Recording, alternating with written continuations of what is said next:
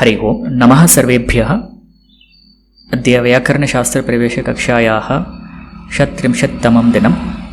अस्तु, अग्रिमं सूत्रं वयं पश्यामः। एतदेव अन्तिमं सूत्रम् अच् लघुसिद्धान्तकौमुद्याः अच् प्रकरणस्य अन्तिमं सूत्रम् अ इति भवति। परन्तु एतत् स्मर्तव्यम्, अत्र शरो अचि तथा अ एतत् सूत्रद्वयमपि अस्माकं लघुसिद्धान्तकौमुद्यां नास्ति। एतत् सूत्रद्वयमपि अस्माभिः पठ्यते ज्ञानार्थम्। अस्तु, इदानीम् अ इति एतत् वयं पश्यामः, लघुसूत्रमेव एतत्। अत्र पदद्वयम् अ पुनः अ पुनः उभे अपि अव्यये भवतः। तत्र अधिकारः पूर्वत्र सिद्धम् इत्येतद् अधिकारः प्रवर्तते। पुनः संहितायाम् अयमपि अधिकारः तत्र प्रवर्तते। एतत् पुनः विधिसूत्रं भवति। अत्र विशेषः कः इति चेत् एतत् सूत्रम् अष्टाध्याय्याः अन्तिमं सूत्रम्। अन्तिमं सूत्रं तत्र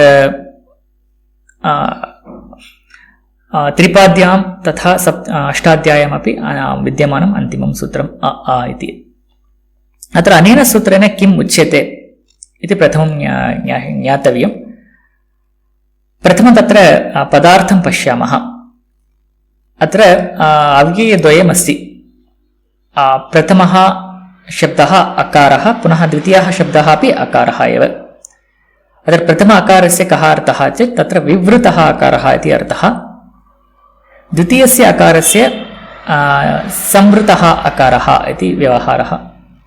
यद्यपि तत्र सूत्रे द्वौ वर्णौ अपि समानौ भवतः, परन्तु अर्थे तत्र भेदः वर्तते।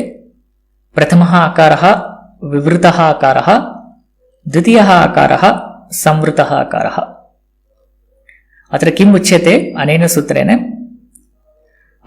विवृत अकारस्य संवृतः अकारः भवति इति उच्यते।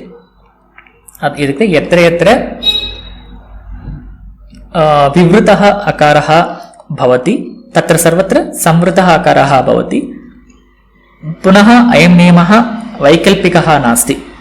सर्वत्र ह्रस्वः अकारः यदि विवृतः भवति तत्र सर्वत्र संवृतः अकारः भवति इति अस्य सूत्रस्य अर्थः। प्रायशः भवन्तः स्मरन्ति इति मन्ये, पूर्वमस्माभिः दृष्टं यत्र शास्त्रे सर्वत्र ह्रस्वः अकारः विवृतः इति अस्माभिः सर्वत्र दृष्टम्।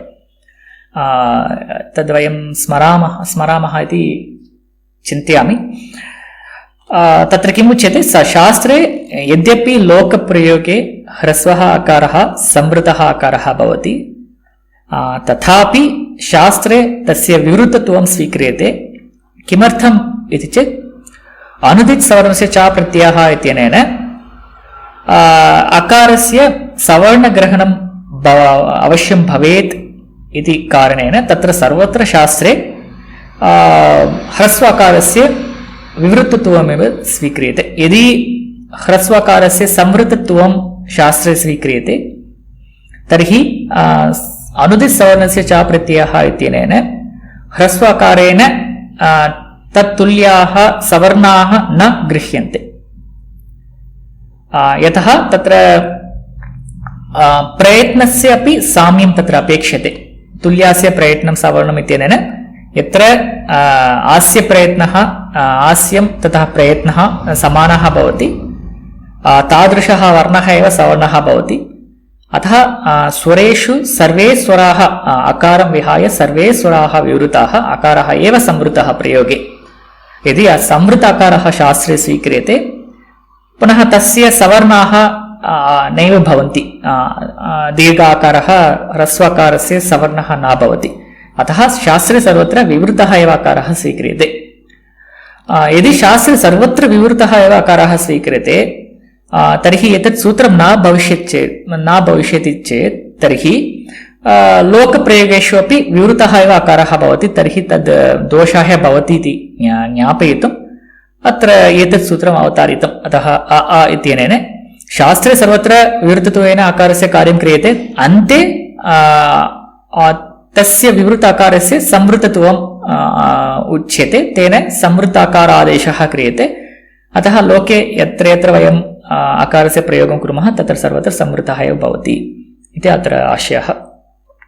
अत्र एकं स्मर्तव्यम्, एतत् सूत्रम् अष्टाध्याय्याः अन्तिमं सूत्रम् अस्ति इति कारणेन एतत् सूत्रं त्रिपाद्यां भवति। प्रायशः भवन्तः स्मरन्ति इति मन्ये। अष्टम अध्यायस्य द्वितीयपादः, तृतीयपादः, चतुर्थपादः एवं पादत्रयं त्रिपादी इति नाम्ना ज्ञायते। यदि तत्र किम् उच्यते, तत्र पूर्वं प्रति परसूत्रम् असिद्धम् इति अस्माभिः उच्यते। इत्युक्ते यदि अत्र एकदिक् मार्गः इति अस्माभिः दृष्टं खलु, क्रमशः एव तत्र सूत्राणां प्रसक्तिः भवति। यदि परसूत्रं तत्र कार्यं करोति ततः परं पूर्वतनसूत्रस्य कार्यं तत्र नैव भवति त्रिपाद्यां। तथा त्रिपाद्यां यत्किमपि कार्यं भवति ततः परं सपादसप्ताध्यायाः अपि कार्यं नैव भवति इति वयं दृष्टवन्तः। तद्वत् एव अत्र पश्यामः चेत् अ इत्येतत् सूत्रं त्रिपाद्याम् अन्तिमं सूत्रं वर्तते। इत्युक्ते ततः परं किमपि तत्र व्याकरणकार्यं नैव भवति इति आशयः। इत्युक्ते अन्तिमं कार्यं सर्वशब्दं निष्पाद्य अस्माकम् अन्तिमं कार्यं किम् अस्ति, यत्र यत्र शब्दनिष्पादनात् परं यदि तत्र ह्रस्वः विवृतः अकारः भवति तस्य संवृतः अकारः वयं कृत्वा वयं तस्य प्रयोगं कुर्मः। इत्युक्ते एतदेव अन्तिमं कार्यं भवति अष्टाध्याय्याः। इत्युक्ते व्याकरणशास्त्रस्य अन्तिमं कार्यं संवृत अकारः एव अन्तिमं कार्यं भवति। अत्र एतत् लघुसूत्रमेव पुनः एतत् अत्र ज्ञानार्थं मया तत्र योजितं वर्तते। मूलपाठम् एकवारं पश्यामः। तत्र अचोरहाभ्यां द्वे इत्यत्र अचः पराभ्याम् अरेफ अकाराभ्यां परस्य यरः द्वे वा स्तः। अत्र सरलः अर्थः वर्तते।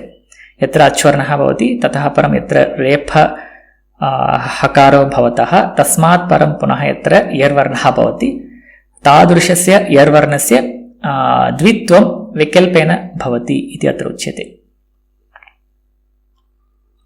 पुनः तत्र उदाहरणं गौर्यौ इत्येतत् तत्र उदाहरणं।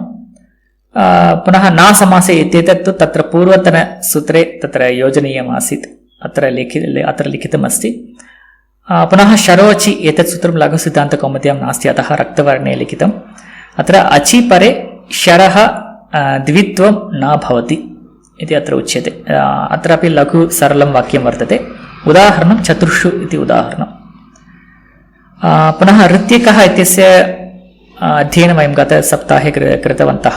ऋतिपरे पदान्ताः अकः प्राग्वत् भवति। प्राग्वत् नाम इकोसवर्णशाकलिसरस्वच्छ इत्यत्र यादृशं कार्यं भवति तादृशं कार्यं ऋत्यकः इत्यत्रापि भवति। इत्युक्ते ह्रस्वः तथा प्रकृतिभावः अपि भवति इति अत्र उच्यते। ब्रह्मर्षिः एवम् उदाहरणं। पुनः आर्च्छत् इत्यस्य अपि उदाहरणं वयं दृष्टवन्तः। पुनः अन्तिमं सूत्रम् अ इत्यत्र सिद्धान्तकौमुद्याः एतद् स्वीक्रियते। अत्र अ इति विवृतम् अनूद्य संवृतः अनेन विधीयते। अत्र विवृतस्य निष्कासनं तथा संवृतस्य आदेशः तत्र भवति इति उच्यते। पुनः तत्र अस्य च अष्टाध्यायीं सम्पूर्णाम् अष्टाध्यायीं प्रति असिद्धत्वात् शास्त्रदृष्ट्या विवृतत्वम् अस्ति एव। इत्युक्ते शास्त्रे सर्वत्र विवृतत्वमेव। किमर्थमिति चेत् अत्र एतत् सूत्रम् अष्टाध्याय्यां सम्पूर्णाम् अष्टाध्याय्यां प्रति असिद्धत्वम् अस्य सूत्रस्य अस्ति इति कारणेन शास्त्रे सर्वत्र ह्रस्वः आकारः विवृतत्वेन स्वीक्रियते इति अत्र उच्यते। तथा च तादृशमेव एतत् सूत्रं वर्तते इति अत्र उच्यते। So this is all I wanted to cover today, and today we complete our entire Ach Prakaranam. Astu, धन्यवादः। वयम् अग्रिमकक्षायां मिलिष्यामः।